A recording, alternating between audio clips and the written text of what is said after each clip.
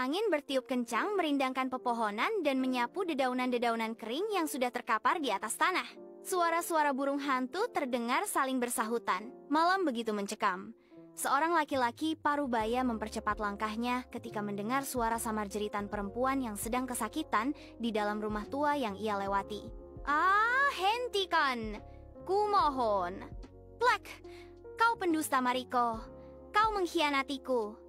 Aku berani bersumpah, aku tidak selingkuh. Dak! Tidak!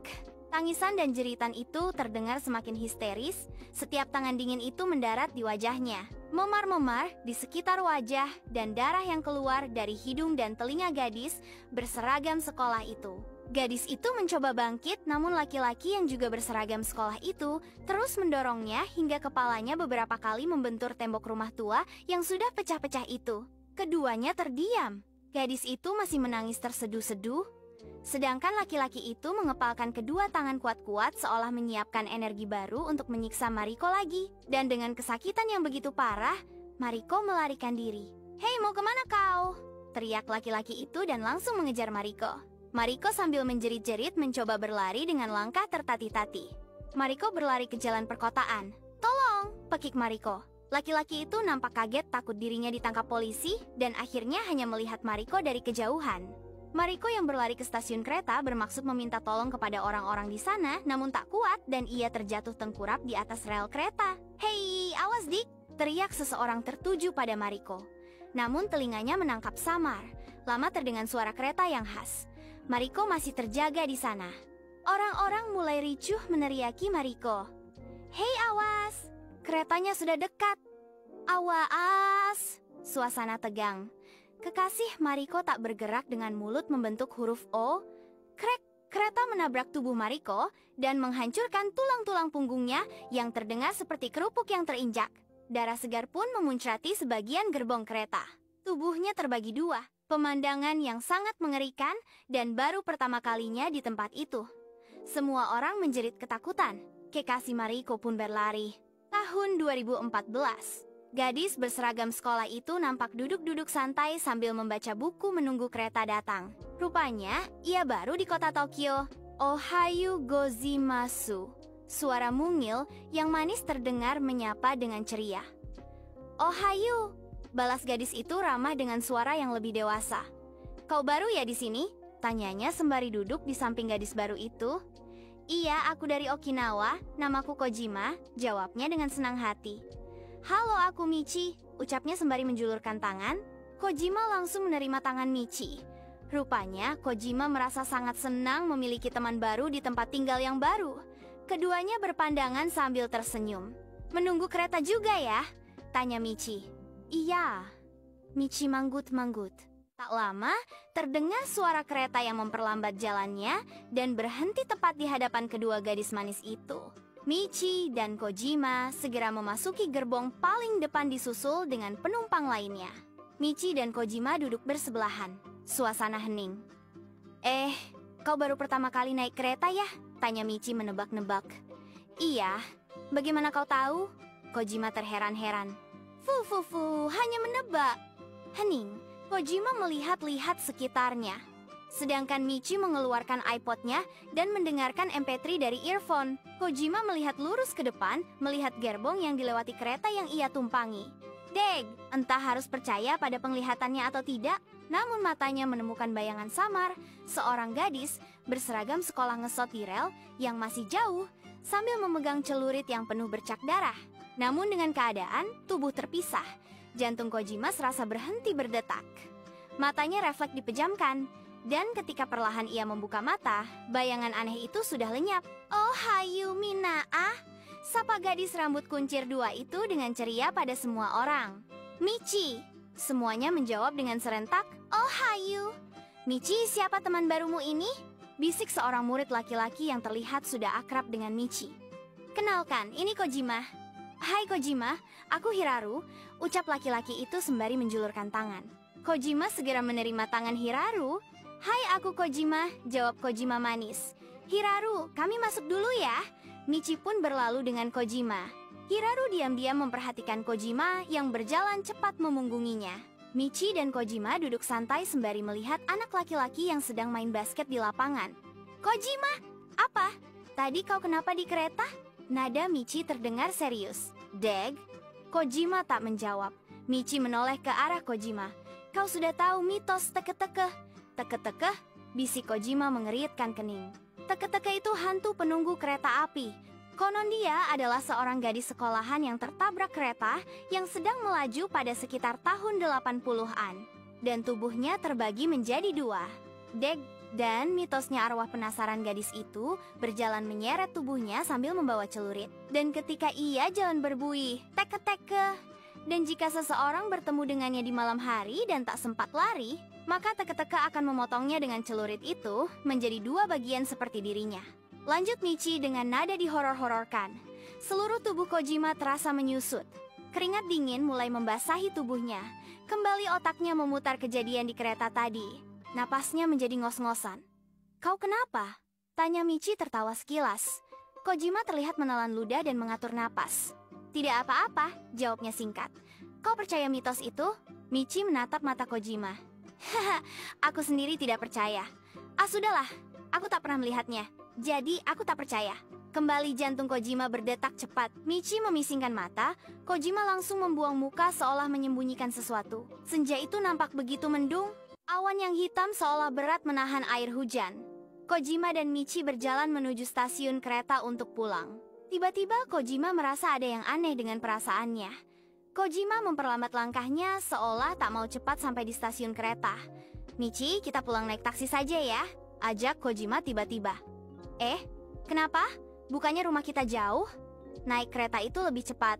Kojima terdiam. Ya sudah, kita naik kereta saja. Ucap Kojima berubah pikiran. Michi mengernyitkan kening. Langkah Kojima yang semula pelan entah mengapa menjadi sangat cepat mendahului Michi. Michi mulai sadar bahwa ada sesuatu hal yang aneh dari teman barunya itu. Kojima merasa ada seseorang yang mengekorinya dari belakang. Hei Hiraru, seru Michi. Kojima spontan menoleh dengan cepat. Terlihat Hiraru dengan wajah memerah ketahuan menguntit. Fuih, Kojima merasa lega. Ternyata yang menguntitnya Hiraru. Hiraru menghampiri kedua gadis itu malu-malu. Ah, kau mengikuti kami ya?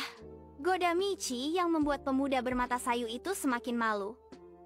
Tidak, aku. Hiraru menjadi gugup dan salah tingkah melihat berada di hadapan Kojima. Aku hanya ingin pulang bersama kalian. Neng naik kereta. Jelasnya terbata-bata. Wah, rupanya kita ada teman baru naik kereta. Seru Michi senang. Senja semakin menua.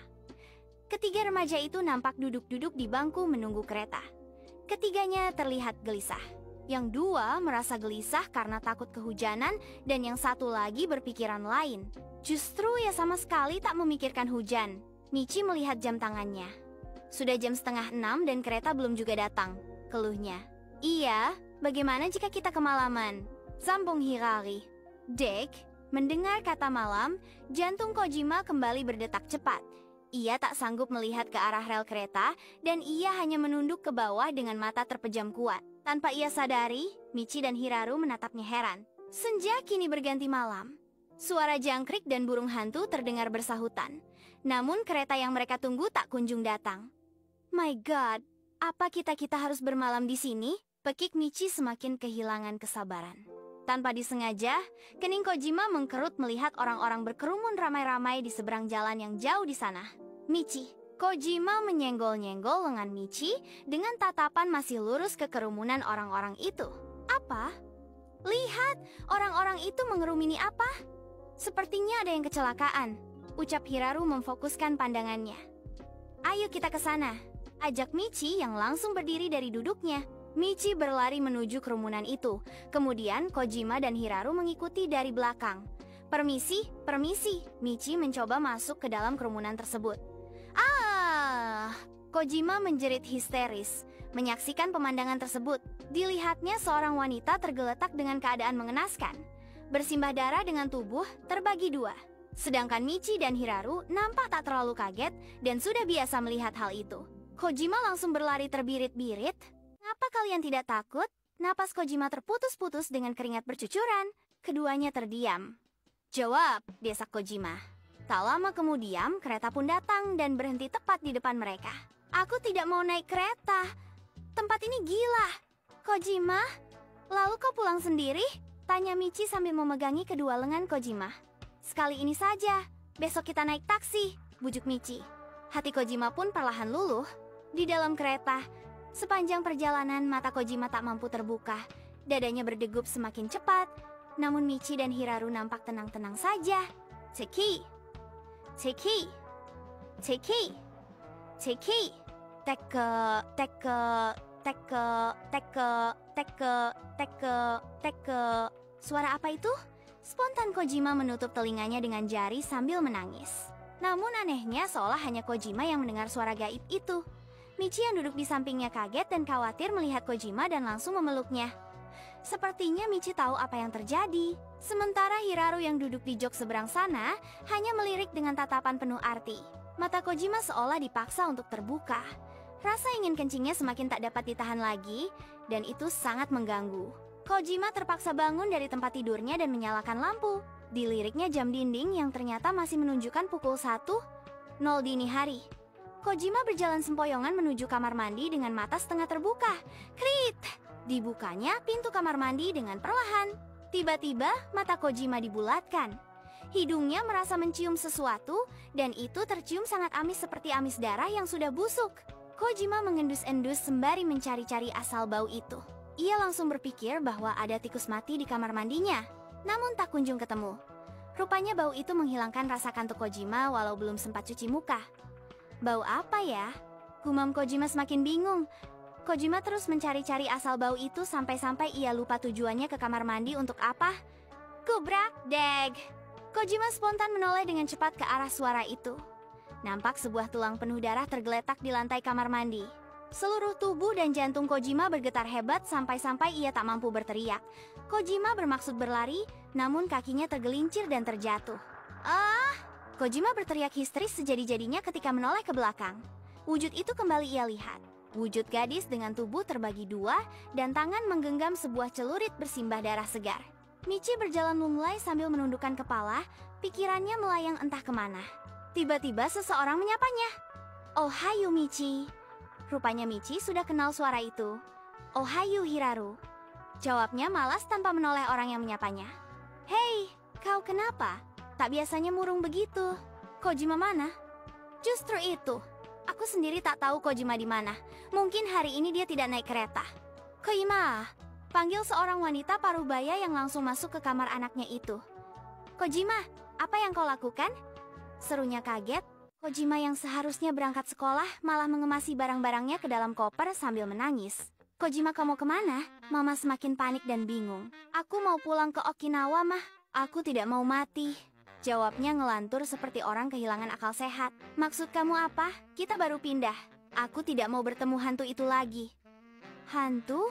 Hantu apa maksudmu? Mama semakin cemas dengan jawaban anaknya yang semakin ngelantur. Ayo kita pulang. Jika kita terus di sini, kita akan mati. Ucapnya terlihat serius dan menekankan. Kojima berlari dan turun ke lantai 1 sambil menarik 2 buah koper besar. Satu koper berisi pakaiannya, dan satu lagi berisi pakaian mamanya. Kojima, pokoknya kita harus pulang. Baik Kojima, kita pulang. Langkah Kojima terhenti. Okinawa, sebulan setelah kepulangan Kojima. Akhirnya Kojima dapat menghirup udara kebebasan. Dengan tangan terlentang dan mata terpejam, Kojima merasakan kesegaran udara sore dan suara aliran air yang deras. Rasanya tenang sekali berada di jembatan yang cukup rimbun dengan pohon sakura putih yang dari dulu menjadi tempat favoritnya ini. Tak ada sedikit pun gangguan. Kojima! Kojima celingukan merasa ada seseorang yang memanggil namanya. Kojima, aku di sini. Hiraru? Gumam Kojima dengan kening mengkerut. Sosok itu menghampirinya. Hiraru? Kau benar Hiraru? Tanya Kojima tak percaya. Iya, ini aku, jawab pemuda manis itu dengan pipi merahnya. Bagaimana kau tahu tempatku? Aku mencarimu Kojima, ucapnya seolah memaksakan diri mengucapkan kalimat itu. Michi mana? Tanya Kojima sambil celingukan melihat-lihat ke belakang Hiraru. Michi pindah sekolah. Kemana? Paris? Ada perasaan sedih dalam hati Kojima mendengar berita kepindahan Michi. Tapi Michi merindukanmu. Lalu, mengapa kau mencariku? Sudah Hiraru duga, pertanyaan itu akan keluar. Aku rindu padamu. Jawabnya dengan suara bergetar, grogi. Dan mulai sekarang aku tinggal di sini. Entah mengapa, perasaan Kojima begitu senang mendengarnya. Neng, bagaimana keadaan kereta itu? Tiba-tiba pertanyaan yang tadinya sama sekali tak ingin dibahas keluar dari mulutnya. Sudah saatnya, aku jujur padamu. Sebenarnya hantu itu adalah kakak kandung Michi. Makanya Michi tak takut. Sambungnya, Michi tahu bahwa hantu itu tak akan menyakiti orang-orang yang ia sayang. Namun arwahnya akan terus penasaran dan membunuh orang lain sebelum ia menemukan pacarnya yang telah membuatnya mati. Lalu, jika kau sudah tahu kereta itu angker, mengapa kau mau naik kereta itu? Karena aku menyukaimu Teke, Teke, Teke, Teke, Taki, Taki.